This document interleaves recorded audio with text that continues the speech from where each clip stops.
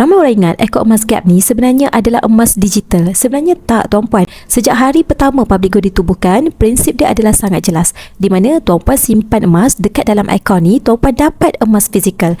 That's why mentor saya, Tuan Muhammad Zulkifli Syafiee, memang dari awal lagi tak percaya kepada konsep emas digital. Dalam sejarah dunia pun, sebenarnya orang yang faham tentang emas ni, mereka tahu satu perkara, iaitu emas adalah aset fizikal yang boleh dipegang, yang boleh dilihat dan yang boleh dibawa pergi ke mana-mana. Bukan sekadar nombor dekat dalam skrin. That's why Eko Emas Gap ni diwujudkan untuk memudahkan orang untuk kumpul emas fizikal ikut bajet masing-masing. Dekat dalam akaun Gap ni, tuan-puan boleh beli emas dengan bajet minimal RM100 sampailah berjuta-juta ringgit sekalipun, ikut kemampuan dan poket tuan-puan. Bagi tuan-puan yang mungkin pada hari ini ada bajet besar, contoh RM70,000, RM700,000, RM150,000 dan nak beli emas secara full payment untuk terus dapat emas fizikal dekat tangan, boleh, tak ada masalah. Bagi tuan-puan yang pada hari ini nak saya bantu dapatkan emas-emas fizikal dengan Public Gold, maka boleh isi borang biru ataupun terus rujuk pin di video TikTok saya cara untuk bermula. Saya akan guide tuan-puan dalam simpanan emas dengan Public Gold.